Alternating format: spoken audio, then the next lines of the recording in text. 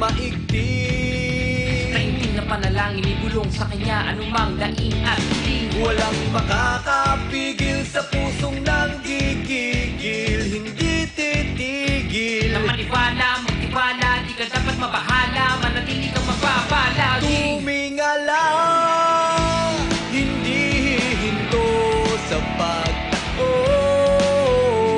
Tuloy ang laban, maghihintay na may paninindigan. Sulong-sulong sa pagsalubong, sa tagumpay kay tagal na hinintay. Wala na sanang aayaw, ngayon pa ba manghihinayang? Sa pawis at luha na binuhunan, sabay-sabay na isigaw. Tuloy ang laban.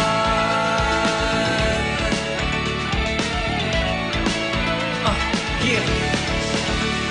Kalamidad ako'y inuunos, pundasyon ko'y nagmisto ng mga tulos, katawang lupa'y hilahod ng lubos. Barya mga buting pinupulbos. Realidad ba to o di tunay? Dilan o biring magkasing kulay, kapiling ng dilim at nagbubulay. Tikit lang ba ako o nasa hukay? Tatay natatakot, tila katakutan.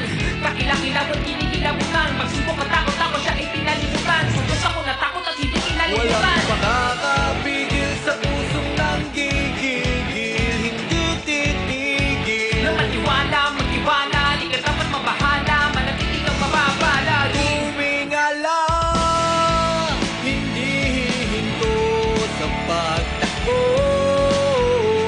Tuloy ang laban, maghihintay na may paninindigan. Sulong-sulong sa pagsalubog, sa tagumpay kay tagal na hinintay. Wala na sanang aayaw, ngayon pa ba manghihinayang? Sa pawis at luha na binuhunan, sabay-sabay na isigaw. Tuloy ang laban, kahit na ako'y nasasaktan. Kahit na aking nararanasan ang kalungkutan. Ang bawat hakbang ay pinag-aralan, titinaging nahirapan. Di malilimutan ang gatas ng pagkalibo, habang nahihilong lakas ng loob ang nabubuo. May design o madalapit ang masitutingalan ang sa kalalitan, lahat hindi na tinigalitan. Masasandalan, mapagsusumbungan, Harang malalampasan. Tuloy ang laban. Walang makakapigil. Walang makakapigil. Walang makakapigil. Hindi hihinto sa pagtakbo. Tuloy ang laban, maghihintay na may paninindigan. Sulong-sulong sa pagsalubong, sa tagumpay kay tagal na hinintay. Wala na sanang aayaw, ngayon pa ba manghihinayang? Sa pawis at luha na binuhunan, sabay-sabay na isigaw. Tuloy ang laban. maniwala, magtiwala, di ka dapat mabahala, manatili kang mababa. Guerrero kami, tuloy ang laban. Tuloy ang laban. Tuloy ang laban. Guerrero kami, tuloy ang laban. Tuloy ang laban.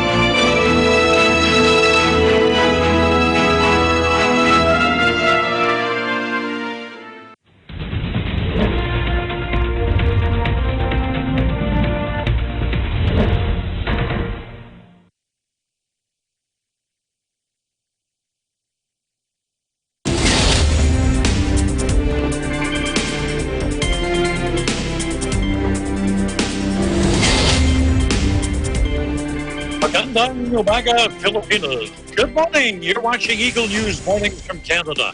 I'm Thomas I. Likeness, reporting from our Eagle News studio in the Western Canadian province of Alberta. My city is Edmonton, and we're here to bring you news and commentary from across the country. Well, we're halfway through the work week, Wednesday morning. Oh, and it's good to be back. You see, short work week for me. I kind of snuck off for a couple of days here. In Canada, we had this holiday. We'll be telling you about that a little bit later.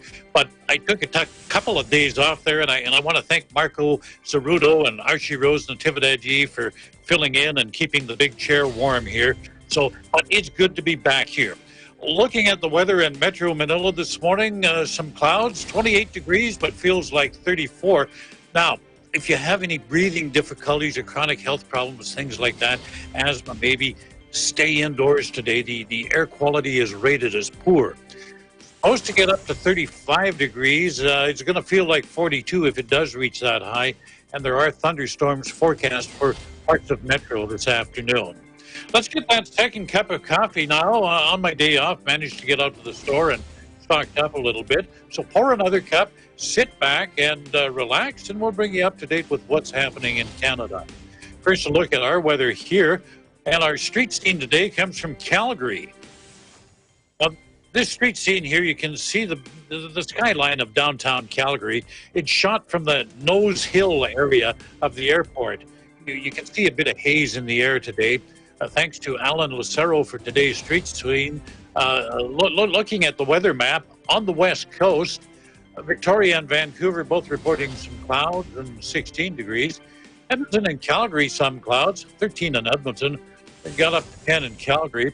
Now Saskatchewan, it's warm there. Partly sunny and 21 in Saskatoon, up to 24 degrees in the capital of Regina. Winnipeg and Manitoba got up to 23 with some sunshine. We move into Ontario now. Toronto, partly cloudy and 16. Ottawa, some clouds, a little bit warmer up there, 19 degrees today. Montreal, partly sunny and 20. Lots of sun over most of the Atlantic provinces, 18 degrees in Fredericton, New Brunswick. Got up to 12 degrees in Halifax, Nova Scotia. But we go north to the island of Newfoundland, and in St. John's, only 2 degrees. And I can't believe this. We started the third week of May, and they got snow there now, the light snow in St. John's today. So that's a look at the weather across Canada. Some of the stories we're following today: the Canada-U.S. border will remain closed to non-essential travel for another 30 days. Investigators are in Kamloops now looking at the scene of that Snowbirds crash that happened on Sunday. We'll take a look at what's happening in BC and just how did the province manage to celebrate the long weekend with all kinds of restrictions? Ontario wants to find out how to fix problems in nursing homes, and we'll have a look at how Ontario and Quebec are slowly easing the restrictions there. Sexual assault, the topic of awareness, an awareness campaign in Ontario, and we've got a story on a basketball league in Canada and how it is surviving the pandemic. We begin now in Ottawa, where Prime Minister Justin Trudeau says Canada and the United States have agreed to extend the ban on non-essential travel between the two countries. That extension goes until June 21st. Trudeau calls it an important decision. He says it will keep people in both countries safe, and Trudeau would not rule out further extensions to that closure. As we've seen, the decisions that we're taking are very much made week to week in this crisis. The situation is changing rapidly, and we're adjusting constantly to what is the right measures for Canadians to get that balance right between keeping people safe and restoring a semblance of normality and the economic activity that we all rely on. We're going to keep making those decisions as time goes on. It was the right thing to further extend by 30 days our closure of the Canada-U.S. border to travelers other than essential services and goods. But we will continue to watch carefully what's happening elsewhere in the world and around us as we make decisions on next steps. Now, Trudeau wouldn't speculate on just what additional measures might be put in place when Canada does open its borders to any international travelers, not only those from the United States, but from other countries as well. Some provincial premiers have been pressuring him and calling for increased screening. They want better contact tracing of international arrivals. These are ongoing questions. We've given ourselves another month before we have to have the right answers to those questions on non-essential travel. But even now, we know that we need to do more to ensure that travelers who are coming back from overseas or from the United States as Canadians are properly followed up on, are properly isolated, and don't become further vectors for the spread of COVID-19. Trudeau says he's working closely with the provinces to ensure that the arrival of people into Canada does not put the health of others at risk. Investigators are going over the wreckage of that Snowbirds jet that crashed into a house in Kamloops, BC on Sunday. But it could be up to a year before the results of the investigation are known. That's according to the team's commander, Lieutenant Colonel Mike French. French says there will be some information from the investigator within a month, but he says, these full investigations take a lot longer. The Snowbirds were in BC to do a flyover as part of Operation Inspiration, a salute to Canadians and frontline workers during the COVID-19 pandemic. Following the accident, the operation was suspended after the planes were put on what the military calls an operational pause. There have been suggestions that the age of the team's Tutor jets, which the military bought back in 1963, may have been a factor in the recent crashes. Prime Minister Justin Trudeau says for now, he'll wait for the outcome of the investigation before drawing any conclusions. I think there are very good questions being asked by a whole lot of people about safety right now, first and foremost by the RCAF, and there is going to be a proper investigation, and we're going to allow them to do their work before we make assumptions about what might be the outcome of that investigation. The crash claimed the life of the team's public affairs officer, Captain Jennifer Casey. She was a passenger in the two-seater aircraft. The pilot, Captain Richard McDougall, survived the crash. Now, both of them ejected from the aircraft seconds before it hit the ground. Nobody on the ground was injured. Trudeau today at his daily briefing paid tribute to Casey. My thoughts and the thoughts of all Canadians are with the families of Captain Casey, Captain McDougall, and the entire Snowbirds team. This has been a very difficult few weeks for members of the Canadian Armed Forces. As we mourn, we remember Captain Casey as a proud Nova Scotian and an outstanding servicewoman, a journalist who turned her talents to the forces. She will be remembered not just for her professionalism, but for her sense of humor and for her kindness. Truly a tragedy. U.S. President Donald Trump had his junior doctor's kit out again. Trump telling Americans that he's taking hydroxychloroquine to ward off coronavirus. He's doing this despite public health officials warning it may be unsafe. Trump says he's been taking it for about a week and a half now, despite there being no evidence that it can fight the virus. And as well, one of the side effects, heart problems. Prime Minister Trudeau was asked whether he would do the same thing. I will continue to follow advice of medical professionals and implore every Canadian to follow the best advice of our medical health experts. Hydroxychloroquine is used to treat malaria and lupus. Well, in British Columbia, a lot of businesses opening their doors today after a couple of months of being idle. Things like retail, healthcare services, offices, and hair salons, they're among the enterprises that people can visit. Restaurants can open as well, but with restrictions. Well, actually everything still has restrictions. There's other places that are reopening too, libraries, art galleries, museums, parks, beaches, daycares. And as I mentioned at the beginning of the program, we just came off a long weekend. Now in Canada, the May long weekend is often regarded as the unofficial start of summer. It's the first nice long weekend. Good weather across most of the country. In some parts of the country, it's known as the Victoria Day, throwback to the British monarchy. monarchy and the 19th century monarch, Queen Victoria. Eagle News correspondent Jeanette Doiseau joins us this morning from the city that shares Queen Victoria's name. Jeanette, usually there's a big celebration on Victoria Day in your city, but I understand this year it was different. Hi, Tom, and yes, hello to all our viewers. Yes, this year would have been the 122nd Island Farms Victoria Day Parade, but due to COVID-19, that parade was canceled as the provincial class ordered canceling events with over 50 people is still in place until May 30. This is, again, it's one of those unprecedented times. This is the first time in 12 decades that this parade has been canceled. The parade in previous years usually attracts tens of thousands of spectators from mainland Vancouver, out-of-country tourists, and locals from all over Vancouver Island. Previous parades featured Canadian and American marching bands, musical floats, representations from different cultural backgrounds, local organizations, and businesses. At the end of the parade, an annual free event fun for the whole family is held at the Centennial Square adjacent to the City Hall of Victoria. So those pictures that we're seeing on the screen, those were from previous year. It's a big event, and everybody's really having a blast every year on Victoria Day. So some facts about the Victoria Day. So it marks the birthday of Queen Victoria, the late mother of Queen Elizabeth of the United Kingdom. She was born on May 24th, 1819. So Victoria Day was declared a holiday in 1845. So in 1952, the Canadian government moved Victoria Day to the Monday before May 24th. So it is a federal Canadian statutory holiday, so all city, provincial, and federal government offices are closed.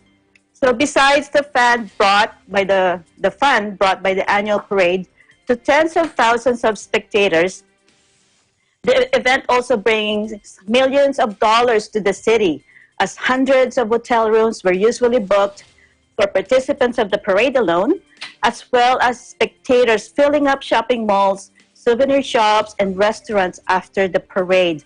So the financial impact of this cancellation is quite substantial, in addition to the ongoing losses since non-essential businesses were ordered to close to help slow down the spread of COVID-19. Tom. Jeanette, I guess there must have been a lot of disappointed people this year. I mean, not only the business people from the loss of business, but, you know, just going out and having a good time with the crowd. That's right, yes. So, but the organizer, the Victoria Festival Society, I believe that was. So they kind of gave the people a heads up. So early March, they already told people we're not going to have it, as you know. So we're kind of, you know, we're easygoing. We're on the island. Islanders are like, yeah, cool. So we celebrated this long weekend outdoors. So, because, you know, we're lucky enough, we're graced with 18 degrees and sunny weather. So like what you said, golf course, the biggest golf course here on the island is open. Beaches are open, and it's quite obvious that the physical distancing is observed. So it's good for the people. We're happy that we could go out, and we are always trying to be safe. So you could still salvage a bit. I thank you for joining us this morning, and as always, you are always welcome here on the program. Thanks, Tom. In Victoria, British Columbia, Jeanette Doiseau, Eagle News, we live in interesting times. And still to come, Ontario launches an investigation into conditions at long-term care homes in the province. And how are restrictions being eased in Ontario and Quebec? We'll find out. A Sexual Assault Prevention Month program in Ontario. And in sports, what's happening with the Canadian Elite Basketball League? You're watching Eagle News Mornings from Canada.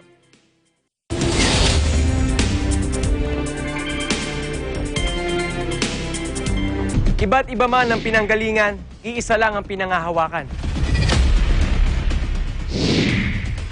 Ang pangarap na makilala sa kanilang larangan. Mas titindi pa ang performances ng ating mga TNG aspirants dito lang sa pinakabago at pinakamalaking talent competition ng Philippine Television. Ito ang...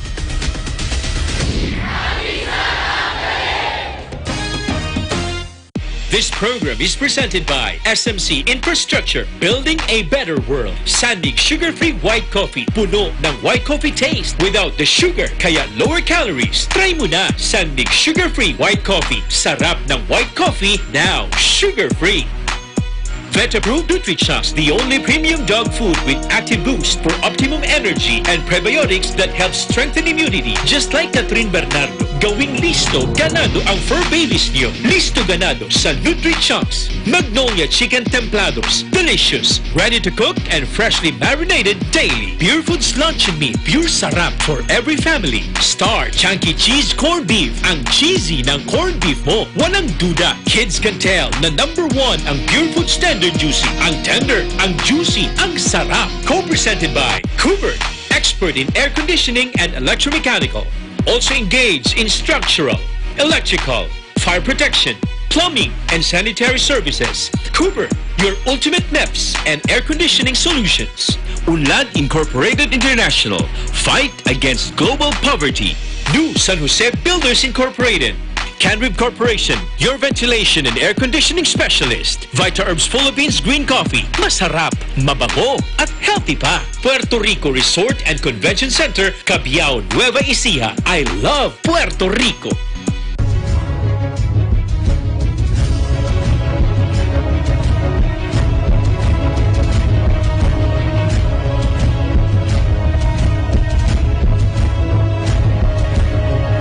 In participation with Rain or Shine Elastomeric Waterproofing Paint. Colorful protection for your home. Matimco. Matimco is wood. Wood is Matimco. R Square Variables Incorporated, your trusted UPS supplier and UPS maintenance provider in Luzon, Visayas, and Mindanao. CompuZell Computer Services, ID card and lanyard manufacturer. Saisho International Trading Corporation, DN Steel, EMAP UPB Roof Corporation. Hey, Aggression Ho here, and I'm a white coffee lover. Creamy kasi, and very yummy. Pero mas masarap kung hindi nakaka-guilty. Check my new discovery, Sandmade Sugar-Free White Coffee. Puno ng white coffee taste without the sugar, kaya lower calories. Try mo na! Sandmade Sugar-Free White Coffee. Sarap ng white coffee, now sugar-free.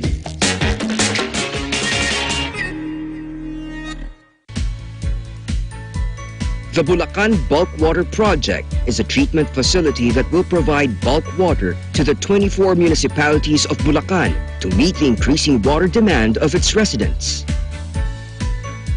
Through concessionaire, SMC Infrastructure also initiated the significant improvements of the Manila North Harbor Port, the country's busiest port.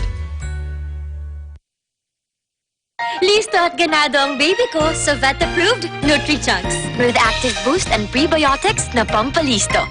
Made with real meat, with essential nutrients to help them grow healthy and happy. Listo, ganado sa Nutri-Chunks. Ikaw lang ang star ng buhay ko. Para sa akin, perfect ka. Ibang klase ang sarap ng corned beef mo. Ang cheesy ng corned beef mo. Pag Star Chunky Cheese Corned Beef, sarap ng corned beef, inangat pa ng real cheese cubes. Kaya perfect ang sarap. Star Chunky Cheese Corned Beef.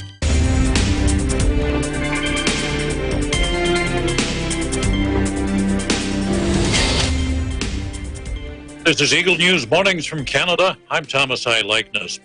Well, the pandemic has exposed a problem that has been largely ignored by governments for years. That's conditions in our nursing homes. In Ontario alone, 1,467, over 1,400 COVID-19 deaths have been linked to long-term care homes. There have been just over 1,900 deaths in the province. So that's over 3/4 of those deaths occurring in nursing homes. And it appears until these numbers came out, people just turned a blind eye to the problem. You know, as long as the grounds were well manicured and the lobby was clean and looked homey, no one seemed to be concerned what was happening or not happening on the wards back there where Lola and Lolo were living. Well, today, Ontario's long-term care minister, Dr. Marilee Fullerton, announced a government review of these homes to, in her words, these are her words, get a better understanding of the impacts and responses to the COVID-19 outbreak. That independent commission will begin its work in September. She admits the long-term care system in Ontario, again, her words, is broken. Something must be done. These homes have been short-staffed for years. The frontline caregivers have been salaried at minimum wage or just above.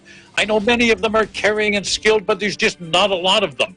Many of them came here from Philippines. They're registered nurses, and they're working just as nursing assistants, nursing attendants. But there aren't enough of them to give proper care to many of the people in these homes. And it's not a new problem. It came about because of the pandemic, because the pandemic highlighted the problem. So hopefully the findings of Minister Fullerton's commission will lead to better conditions. We just got word that schools in Ontario will remain closed for the remainder of the school year. Have a full report on that for you tomorrow on the program. Now, other sectors of Ontario are opening up. Our Eagle News correspondent covering Ontario and Quebec affairs, Andre Lajoie, is standing by. Good morning, Andre. I understand Ontario has extended its emergency order for another, 10 days? Yes, exactly, Tom. On the latest news update in Ottawa, according to the Ottawa Public Health, there are about 1,800 laboratory confirmed cases, including 201 deaths, have been reported in Ottawa. This includes 11 new cases and 7 new deaths since the previous report. 48 Ottawa residents with COVID-19 are currently hospitalized. There are 23 ongoing outbreaks in institutions, which includes the hospital, long-term care homes, and retired homes. Physical distancing are still in place in parks, and recreational outdoor places are now open.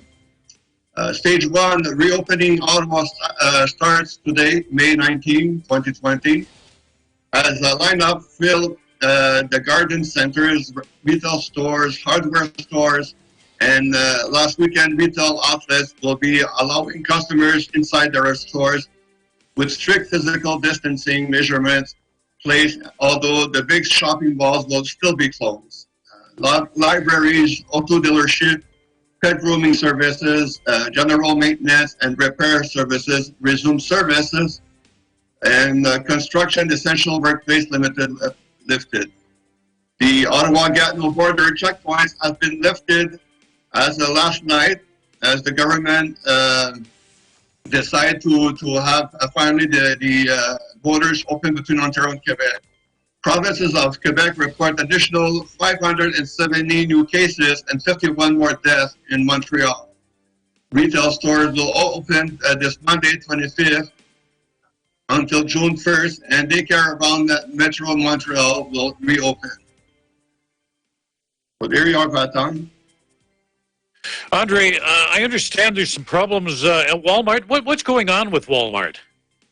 Yes, this morning, the Director of Affairs, Steve Azule, has indicated that many of its associates that work at the store in Gatineau, Quebec, has tested positive in the store and would like to wish his associate members a fast recovery at this matter.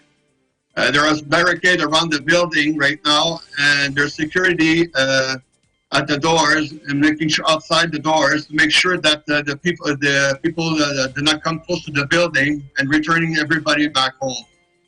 Walmart Canada precise that it will work with the public health authority in the region and ensure that the store will be cleaned up at the best as they can, and extreme measures will be taken at the store. Andre, always good to have you on the program. Thank you for joining us this morning, and don't be a stranger. The Ontario government is putting the spotlight on a troubling problem, sexual assault. Eagle News correspondent Ashley Sakmar has details on that story. May in Ontario is Sexual Assault Prevention Month. That is why Ontario Associate Minister of Children and Women's Issues, Jill Dunlop, released a statement regarding new measures to aid Ontarians who are experiencing or are at risk of sexual assault, gender-based violence, and human trafficking during the coronavirus pandemic. It is crucial that Ontarians have continued access to counseling and other critical services they need to stay safe, heal, and rebuild their lives. Ontario's government is also investing $1 million to aid frontline agencies. The funding will help counseling service providers like Assaulted Women's Helpline and the Senior Safety Line, which will receive $200,000 to further develop text and online chat platforms, toll-free lines, on-demand interpreter services, and the hiring of additional staff to respond to the increased number of calls. More than a month ago, Ontario also announced a $12 million investment on mental health support. That is why I am so pleased to join the Premier and the Deputy Premier here today to announce this $12 million investment. These services are going to help the many Ontarians that are experiencing anxiety, stress, or other mental challenges by increasing access to online and virtual supports during these unprecedented times. Just as importantly, it will provide alternatives for Ontarians who can't access the regular in-person counseling supports because they're respecting the direction to remain at home to stop the spread of COVID-19. The Ministry of Ontario's Women's Issues have also promoted a hand signal developed by the Canadian Women's Foundation to communicate the stress without leaving a digital trace. The Violence at Home signal for help is a simple one-handed sign that can be used while on video call to silently demonstrate that a person is in need of help. Here is an example of someone in distress reaching out to a friend and using the hand signal discreetly and effectively. It's nice to see you again. Yeah, great to catch up. Yeah. Oh, can you share that banana bread recipe? Oh, sure. It's actually my mom's banana bread recipe, but it's pretty foolproof and it's super easy. Oh, well, I appreciate it. I know your mom is a great baker, so I should be good. The trick is to grease the pan really well and use overripe bananas. That's my mom's tip. Okay, good to know. I can't wait to try it. So thanks again for the recipe.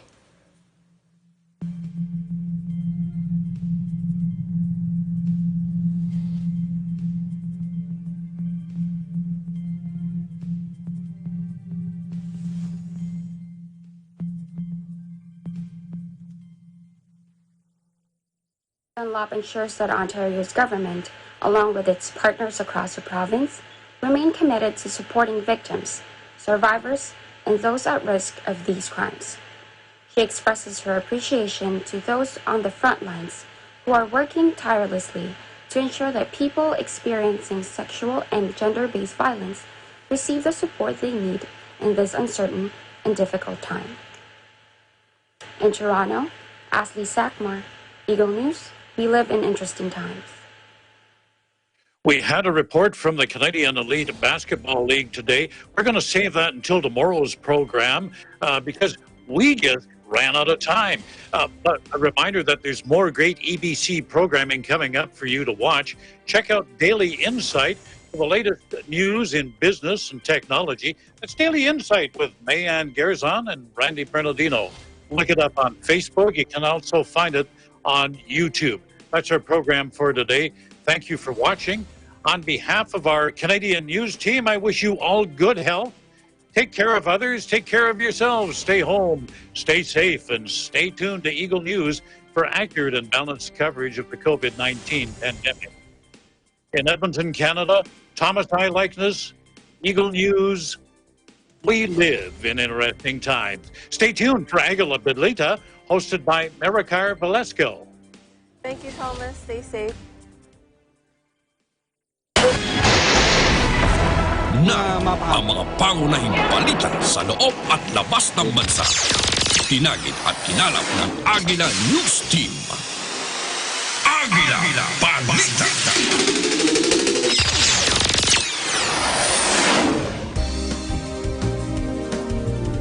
Narito na ang may init na balita. Ngayon ay Miyerkules, Mayo 20, 2020. Sa ulo ng mga balita. COVID-19 cases sa bansa malapit nang umabot sa 13,000 mark. Bilang ng recoveries, pumalo naman sa 2,843.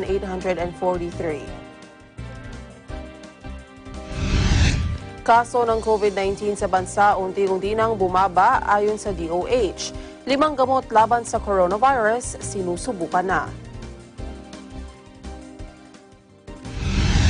Korte Suprema wala pang inilabas na temporary restraining order sa cease and desist order ng National Telecommunications Commission laban sa ABS-CBN.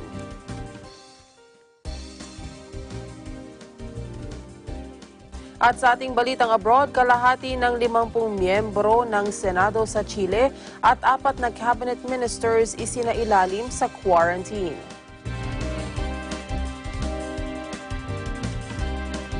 Ako ang inyong magiging tagapaghatid balita. Ako po si Maricar Velasco. Sa detalye ng mga balita, malapit nang umabot sa 3,000 mark ang bilang ng coronavirus disease 2019 cases sa bansa matapos makapagtala ang Department of Health ng karagdagang 224 na bagong kaso. Ayon sa DOH, pumalo na ngayon sa 12,942 ang COVID-19 cases sa bansa. Samantala, sa naitalang bagong kaso ng COVID-19, 78% o 174 cases ang mula sa Metro Manila, 15% o 33 cases mula sa iba't ibang lugar at 7% o 17 cases ang mula sa Region 7. Patuloy naman ang pagtaas ng bilang ng recoveries na umaabot na ngayon sa 2,843 matapos maitala ang 140 na gumaling sa sakit. 6 naman ang naitalang karagdagang bilang ng mga namatay na ngayon ay umaabot na sa kabuuang 837. Nilinaw ng Department of Health na ginagawa ng pamahalaan ang lahat para mapalawak ang pagsusuri sa mga posibleng carrier ng COVID-19. Katunayan, ayon kay Health USEC Maria Rosario Vergere ay ginawang expanded o mas pinalawak pa ang COVID test na ginagawa ng pamahalaan ngayon. Kung noon niya ang mga nasa vulnerable sector o mga may severe o malalang sintomas at mga nasa critical na kondisyon lamang ang sinusuri para sa COVID-19, ngayon tinetest na rin maging mga mayroong mild na sintomas ng virus na nagkaroon ng exposure sa isang COVID positive. Anya maging mga asymptomatic o yung mga walang sintomas ng virus pero nagkaroon ng exposure ay sinusuri na rin.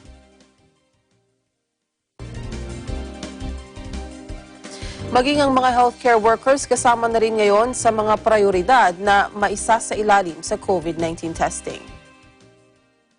Samantala, House resolution para maiwasan ang pagkalat ng COVID-19 sa evacuation centers sa panahon ng kalamidad inihain sa Kamara.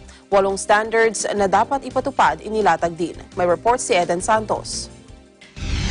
May iwasan ang pagkalat ng coronavirus disease 2019 sa mga evacuation centers sa bansa. Yan ay sa pamamagitan umano ng 8 standards o goal na nakapaloob sa inihaing House Resolution 874 ni Kabayan Party List Representative Ron Salo.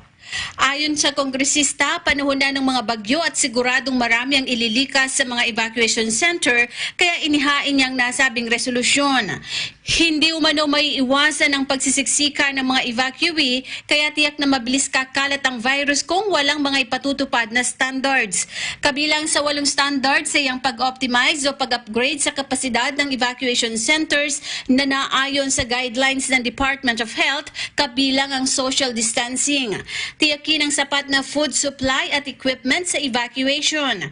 Siguruhing may malinis na toilet, hand washing facilities at malinis na water supply, regular na pagsasagawa ng disinfection at tamang waste collection and management, presensya ng mga medical personnel na regular na magsusuri sa evacuees para sa posibleng sintomas ng COVID-19 at iba pang sakit, pagkakaroon ng personal protective equipment para sa responders at health personnel, paglalagay ng akmang entrance at exit scheme para makontrol ang galaw ng mga tao at 8 ay ang contactless distribution ng food packs, hygiene kits at iba pang essential goods. Sinabi ng kongresista na ang mga nabanggit na standards ang magsisilbing checklist ng DILG at mga lokal na pamahalaan na kailangang sundin sa paghahanda ng kanilang mga evacuation centers tuwing may kalamidad gaya ng bagyo, baha, pagsabog ng bulkan o sunog habang nananatili ang banta ng COVID-19 pandemic. Kailangan umanong ipairal ang mga ganitong pamantayan sa buong bansa upang masiguro ang kaligtasan at kalusugan ng mga kababayan nating pansamantalang manunuluyan sa evacuation centers. Para sa Eagle News, Eden Santos, we live in interesting times. Nirekomenda ni Senator Richard Gordon sa gobyerno na buksan na ang airport sa Clark, Subic at Mactan para ma-accommodate ang daang-daang mga overseas Filipino workers. Sumulat na si Gordon sa Interagency Task Force at hiniling na buksan ang mga paliparan para makauwi na ang mga overseas Filipino workers na stranded sa United Arab Emirates. Kasalukuyang sarado ang naturang mga paliparan dahil sa ipinatupad na ECQ sa buong Luzon, habang 400 passengers lang ang pinapayagang pumasok sa Ninoy Aquino International Airport para maiwasan ang siksikan sa mga quarantine facilities na inilaan sa mga OFWs. Pero ayon kay Gordon, kung bubuksan ang mga paliparan, maaaring i-divert doon ang mga eroplanong mula sa Middle East. Hindi naman aniya dapat mag-alala ang IATF dahil bubuksan na rin ang mga testing centers doon ng Philippine Red Cross. Kaya maaaring isailalim sa swab test ang mga uuwing OFWs bago bigyan ng clearance pauwi sa kanilang pamilya. Napakahirap aniya ng sitwasyon ng mga OFWs doon na nawalan ng trabaho pero stranded pa rin dulot ng epekto ng COVID-19 pandemic. Report ng PNP-CIDG laban sa mga barangay officials na nangurakot ng Special Amelioration Program Financial Assistance Fund na tanggap na ni Pangulong Duterte. May report si Vic Sumintak. Tiniyak ng Malacanang na mananagot sa batas sa mga barangay officials na kinupit ang pondo na inilaan para sa financial assistance ng gobyerno sa mga mahihirap na apektado ng COVID-19 sa ilalim ng Social Amelioration Program o SAP. Sinabi ni Presidential Spokesman Secretary Harry Roque na nakarating na sa tanggapan ni Pangulong Rodrigo Duterte ang report ng Philippine National Police Criminal Investigation and Detection Group o PNP-CIDG kaugnay ng kasong kriminal na isasampa na sa mga barangay officials na nagsamantala sa SAP. Ayon kay Roque, 23 barangay officials ang sasampahan ng kasong kriminal sa Prosecutor's Office ng Department of Justice o DOJ at may kasunod na 4 na iba pa. Inihayag ni Roque 110 ang kasarkuyang pang nasa uring case build-up laban sa mga barangay officials at umabot sa 180 ang reklamong natanggap ng Office of the President Action Center. Niliwanag ni Roque kasama sa paglabag na ginawa ng mga inireklamong barangay officials ay paghahati sa pondo ng SAP na dapat ibigay ng buo sa bawat individual na benepisaryo, pagpalsipika ng master lease at pagkuha ng cut sa pondo na kabawal-bawalan sa guidelines na inilabas ng Department of Social Welfare and Development o DSWD. 23 barangay officials ang nahaharap ngayon po sa kasong kriminal dahil sa mga anomalya sa SAP. Ito ay matapos mag-file na po ng criminal cases ang PNP Criminal and Investigation and Detection Group sa Prosecutor's Office ng Department of Justice. 4 more cases po ang isasampa in the next few days while 110 are under case build-up after we receive a total of 318 complaints nationwide. Una nang sinabi ng Presidente na galit siya sa mga tiwali at mga kurakot, lalo na yung mga kakana ng mga ayuda na para lang sa mga mahirap sa panahon ng pandemya. Kasama sa mga anomalya ayon sa DILG ay ang splitting, falsification of the master list, getting a cut or tara from SAP beneficiaries. Para sa Eagle News, Vic Sumintak, we live in interesting times. Pinulong ng Joint Task Force COVID Shield ang security managers ng mga mall sa Metro Manila at iba pang panig ng bansa kaugnay ng implementasyon ng quarantine protocol sa loob ng mga malls. Layon nito na maiwasan ang pagkalat ng coronavirus sa malls na posibleng pagsimula ng second wave ng COVID-19 sa bansa. Ang detalye sa report ni Mar Gabriel. Pinulong ng Joint Task Force COVID Shield ang security managers ng mga mall sa Metro Manila at iba pang panig ng bansa. Layo nito na siguruhin na ipatutupad nila ng maayos ang quarantine protocols, gaya ng pagsusot ng face mask at mahigpit na pagpapatupad ng physical distancing. Base sa guidelines, kailangang tiyakin ng mall management na naipatutupad ang tamang capacity ng mall sa pamamagitan ng 2 square meter per 1 person rule. Ayon kay JTF COVID Shield Commander Police Lieutenant General Guillermo Ilesar, sa paraang ito ay maiiwasan ang pagkalat ng coronavirus sa loob ng mall na posibleng pagsimula ng second wave ng COVID-19 sa bansa. Tinalakay din sa pagpupulong ang pagpapatupad ng no quarantine pass, no entry sa mga mall at ang pagbabawal sa mga taga-ibang lugar na pumasok sa mga mall sa ibang lungsod. Paliwanag ni Eliasar, May mga mall na nasa boundary ng ilang lungsod, kaya papayagan sila na makapasok dito. Ang hindi papayagan ay yung mga nakatira sa ibang lungsod na nais dumayo sa mall sa kalayong lugar. Ipinauubaya naman ng JTF COVID Shield sa local police at sa LGU ang pagpapatupad ng patakaran sa mga mall sa Marikina, kung saan walang ini-isyong quarantine pass sa mga residente. Present din sa meeting sina Directorate for Operation, Police Major General Emmanuel Luis Licup, Director of Civil Security Group, Police Major General Roberto Pajardo, NCRPO Chief Police Major General Dibolsinas at mga opisyal ng PNP SOSIA. Para sa Eagle News, Mar Gabriel, we live in interesting times. Pinaalalahanan ni PNP Chief General Archie Francisco Gamboa ang lahat ng mga pulis na tiyakin na hindi nalalabag ang karapatang pantao sa pag-aresto sa mga lumalabag sa quarantine protocols. Ayon kay Gamboa, dapat ay tiyakin na angkop na ang puwersa lamang ang ibigay ng mga pulis sa mga violators na nagpupumigla sa pag-aresto. Kailangan din niyang pairalin ng mga pulis ang diplomasiya at sakali mang lumabis na ang mga pulis, tiyak na may karampatang pananagutan ng mga ito sa ilalim ng batas. Ginawa ni Gamboa ang pahayag matapos na ireklamo ang ilang pulis sa Cavite dahil sa pambubugbog umano sa isang lalaking lumabag sa quarantine protocols. Ayon kay Gamboa, nagkausap na sila ni Calabarzon Police Director General Vicente Vic Danao Jr. at idinetalye nito sa kanya ang pangyayari. Base umano sa report ng Cavite Police Provincial Office, hindi binugbog ng mga pulis ang suspect kundi nahulog umano ito sa kanal kaya nagtamo ng mga galos at pasa sa katawan.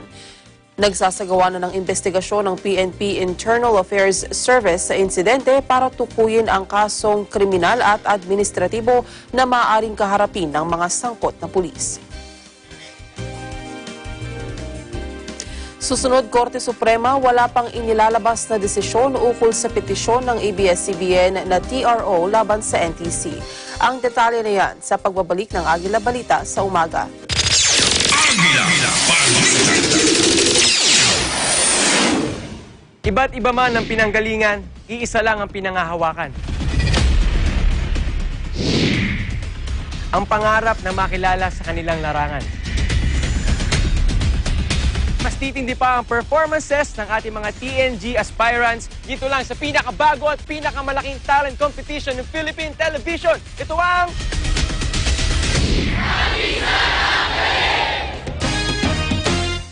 This program is presented by SMC Infrastructure, building a better world. Sandig sugar-free white coffee, puno ng white coffee taste without the sugar, kaya lower calories. Try mo na Sandig sugar-free white coffee. Sarap ng white coffee, now sugar-free. Vet-approved NutriChocs, the only premium dog food with active boost for optimum energy and prebiotics that help strengthen immunity. Just like Catherine Bernardo, gawing listo ganado ang fur babies niyo. Listo ganado sa NutriChocs. Magnolia Chicken Templados, delicious, ready to cook and freshly marinated daily. Pure Foods Luncheon Meat, pure sarap for every family. Star Chunky Cheese Corned Beef, ang cheesy ng corned beef mo. Walang duda, kids can tell na #1 ang Pure Foods Tender Juicy. Ang tender, ang juicy, ang sarap. Co-presented by Cooper, expert in air conditioning and electromechanical.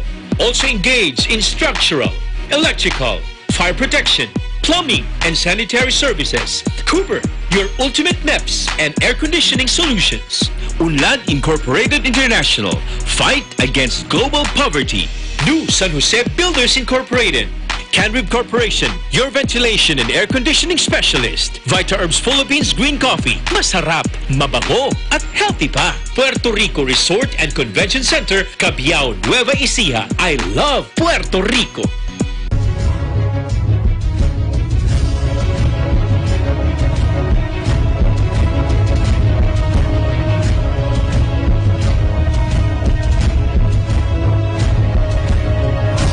Participation with Rain or Shine Elastomeric Waterproofing Paint. Color for protection for your home. Matimco. Matimco is wood. Wood is Matimco. R Square Variables Incorporated, your trusted UPS supplier and UPS maintenance provider in Luzon, Visayas, and Mindanao. CompuZell Computer Services, ID card and lanyard manufacturer. Saisho International Trading Corporation, DN Steel, EMAC UPB Roof Corporation. Hi! Gretchen Ho here, and I'm a white coffee lover. Creamy kasi, and very yummy. Pero mas masarap kung hindi nakaka-guilty. Check my new discovery, San-Made Sugar-Free White Coffee. Puno ng white coffee taste without the sugar, kaya lower calories. Try mo na! San-Made Sugar-Free White Coffee. Sarap ng white coffee, now sugar-free.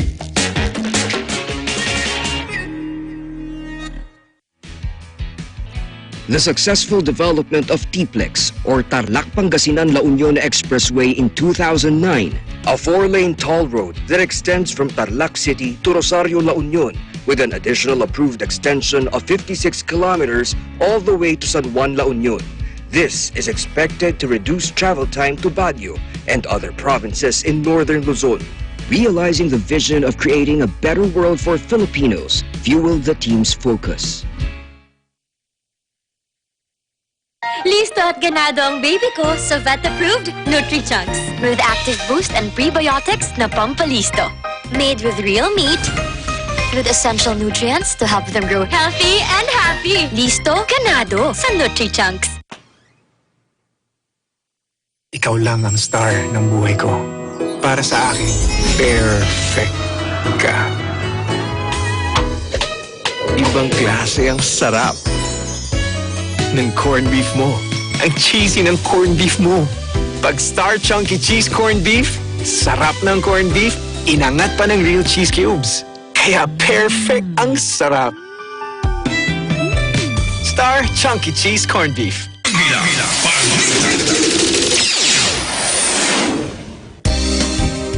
Korte Suprema wala pang inilabas na temporary restraining order sa cease and desist order ng National Telecommunications Commission laban sa ABS-CBN. May report si Moria Encina. Tuloy ang cease and desist order ng National Telecommunications Commission o NTC laban sa broadcasting operations ng ABS-CBN. Ito ay matapos walang ipalabas na TRO at desisyon ng Supreme Court sa petisyon na kumekwestiyon sa uktusan ng NTC. Tinalakay ng mga maestrado sa anbang session nito noong Martes ang petisyon ng Media Network na humihiling na ipawalang bisa at pigilan ang utos ng NTC. Ayon sa Supreme Court Public Information Office, pinagsusumite ng Korte Suprema ang NTC ng komento sa petisyon ng ABS-CBN sa loob ng 10 araw. Isinama rin ng Supreme Court ang Senado at Kamara bilang partido sa kaso at inatasan din na maghain ng komento. Binigyan naman ng 5 araw ng SC ang NTC para magsumite ng reply sa komento ng Senado at Kamara. Ibinasura rin ng Korte Suprema ang motion ng abogadong si Larry Gadon na i-consolidate ang ABS-CBN petition sa inihain itong hiwalay na kaso. Sa petisyon ng ABS-CBN, sinabi na nalabag ang kanilang right to equal protection at due process dahil sa kawalan ng abiso at pagdinig bago ilabas ng NTC ang kautusan. Paglabag din daw sa right to public information at pagsikil sa kalayaan sa pamamahayag ang cease and desist order. Magdudulot din daw ng serious at irreparable damage sa kumpanya at sa mga kawani nito kung hindi ipapatigil ang implementasyon ng utos ng NTC. Nagpaso noong May 4 ang 25 years na franchise ng ABS-CBN. Para sa Eagle News, Moira Encina, we live interesting times. Tinalakay ng mga senador ang mga panukalang batas na humihiling na mabigyan ng panibagong prangkisa ang ABS-CBN. Sa pagdinig ng Senate Public Services Committee, kinwestiyon ni Senator Francis Tolentino ang anyay premature hearing sa prangkisa. Naglahad din ng kanyang pananaw si dating Senator Juan Ponce Enrile ukol sa franchise renewal ng Media Network. May report si Mayan Corvera. Nauwi sa debate ang muling pagdinig ng Senado sa mga panukalang batas na humihiling na mabigyan ng panibagong prangkisa ang ABS-CBN. Sa pagdinig ng Senate Committee on Public Services, kwestiyon ni Senator Francis Tolentino kung may jurisdiction ba ang Senado sa naturang panukala. Premature anyang talakay ng issue na wala pa sa kamay ng Senado at maaring malabag nila ang saligang batas. Sa batas niya, malinaw na ang franchise bill ay dapat munang aprubahan ng Kamara bago matalakay sa Senado. The mere fact that even after this hearing, sans a House version under the origination clause without the House bill, we cannot report this out to the floor is indeed an acknowledgement of our legislative limitations here. We cannot have that on third reading. So Mr. Chairman, thank you for the acknowledgements that there are indeed limitations. We are now in a non-full plenary phase, so to speak, because we can hear this as an anticipatory substitute bill, but we cannot report this out to the floor because of the limitations provided for by the Constitution.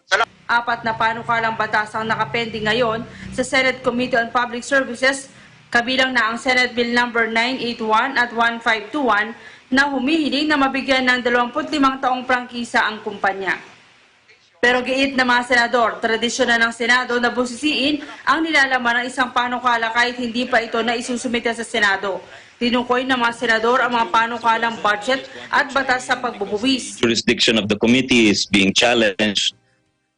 I share the opinion of former Secretary of Justice, now Senator Drilon, that it has long been the practice of Congress, and I've chaired the Committee on Ways and Means, the Committee on Local Government, and the Committee on Finance, which already tackles bills, not just the NEP, but also local government bills, also revenue measures, in anticipation of the bills which must originate. And the gentlemen from Cavite, the Senate President, are correct. They must originate in the House. Naniniwala rin ng mga senador na wala silang nalalabag na batas kung tatalakayin ng issue. Submitted and filed. So I see no violation of the origination clause of the Constitution when it comes to the tackling of these measures today. We can tackle these measures today, and the chairperson can just withhold the submission and filing of the committee report for action so that we don't waste today's hearings, Mr. President. Pero giit ni Senator Ping Lacson, hindi maaaring ikumpara ang budget bill sa franchise. The only point is we cannot compare a budget measure with a legislative franchise measure simply because what we are tackling in the Committee on Finance is the NEP, not the House version of the budget measure. Kung natatandaan po ninyo, pag nagko-conduct tayo ng hearing, ang reference po natin na libro o yung materials, yung National Expenditure Program, which is not the House version yet. But of course, we all know that the House version or the House Bill 1 that we refer to is a replica of the National Expenditure Program. But what we are hearing in the Committee of Finance is not the House Bill, but the National Expenditure Program that was submitted by Malacanang to the House of Representatives. Kwestiyon tuloy ni dating Senator Juan Ponce Enrile ang motibo ng mga mambabatas. Si Enrile ay isa sa mga inimbitahan ng Senado bilang resource person sa pagdinig sa issue. Kung ang batayan umano ng pagmamadali ng Senado o ng Kamara ay ang makapag-deliver na impormasyon sa tao, sabi ni Enrile, maraming radio stations sa TV network na available na maaaring magbigay ng balita at impormasyon. Tapos na yung termino nila. Negosyo dapat hihinto. Ngayon, ang urgency ba niyan ay dahil kailangan malaman ng ating mga kababayan ang nangyayari sa ating bansa? My God! The nooks and corners of this republic is rich, not by television but by radio. Our people know what's going on all over the country because of radio. More than ABS, CBN, and GMA7 or PDP or the government station or all the other TV stations. So the question of communication and information is not an issue. The issue here is we must comply with the Constitution. We must comply with the laws. We must follow the rule of law in the country.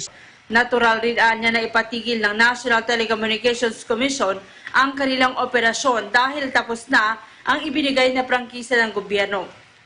Paalala ng dating senador, mayroong prinsipyo ng separation of powers ang mga sangay ng gobyerno pero dapat coordinated pa rin ang kanilang aksyon para hindi magbanggaan. Paano raw ang mangyayari kapag binigyan ng Kongreso ng prangkisa ang network pero nagdesisyon ng Supreme Court laban sa ABS-CBN?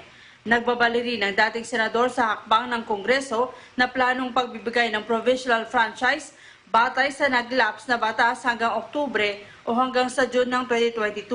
Paalala ni Enrile, hindi pwede magpatuloy ang operasyon batay sa lumang prangkisa dahil nawalan na ito ng bisa.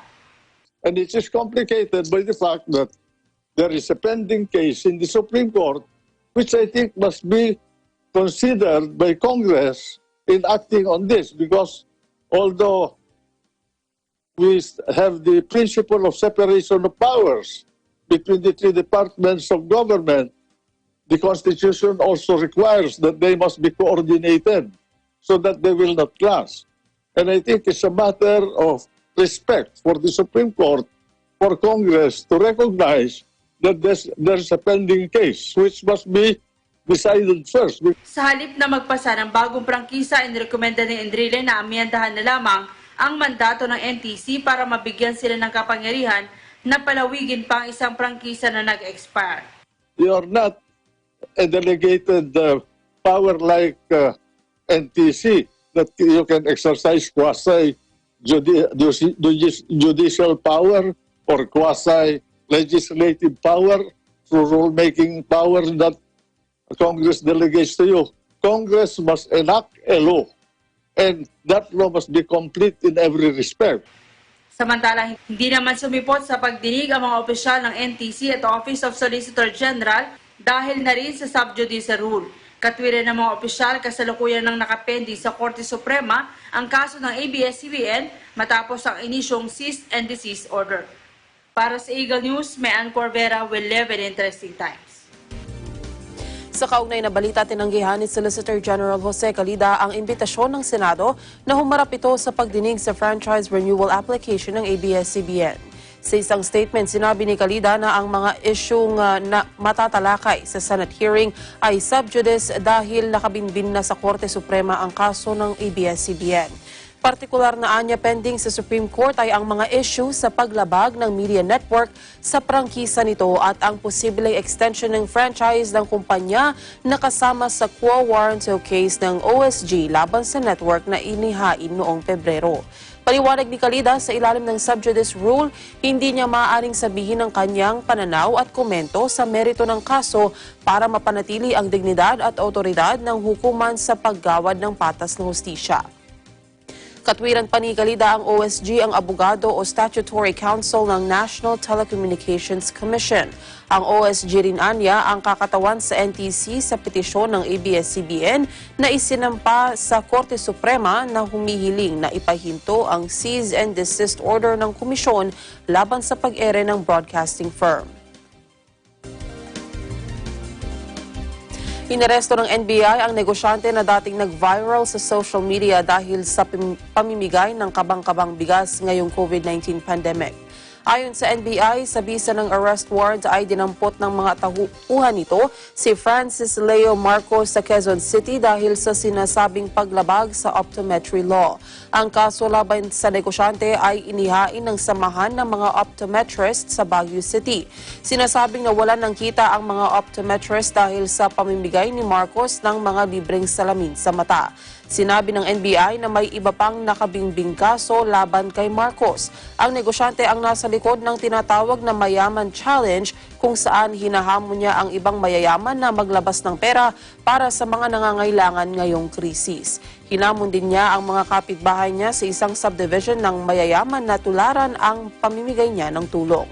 Ipinapakita ni Marcos sa mga posts niya sa social media ang kanyang ari-arian sa iba't ibang lugar sa bansa.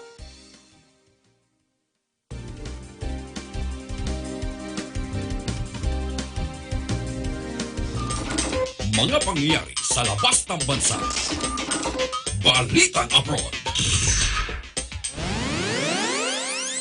Halos kalahati ng 50 miyembro ng Senado sa Chile at 4 pang cabinet ministers ang sinailalim sa quarantine matapos silang magkaroon ng contact sa 3 opisyal na nagpositibo sa novel coronavirus. Sinabi ni na Finance Minister Ignacio Briones at Chief of Staff Felipe Ward na kapwa sila nagnegatibo sa virus, subalit mananatili sila sa quarantine hanggat hindi na isasagawa ang ikalawang test sa kanila. Ayon kay Briones, isinailalim siya sa COVID-19 test matapos magkaroon siya ng contact kay Senator Jorge Pizarro na nahawa sa virus. Isinailalim din sa isolation ng Ministers of the Interior and Social Development. 20 mambabatas din ang isinailalim sa isolation matapos silang magkaroon ng contact kay Pizarro at isa pang senador na nagpositibo rin sa virus. Magugunitang noong nakalipas na linggo ay nagpatupad na ang Chile ng total lockdown sa kabisera ng Santiago kung saan ay tala ang 80% ng naitalang 46,000 cases sa naturang bansa. Mayroon na ring naitalang 478 na nasawi dahil sa coronavirus sa Chile.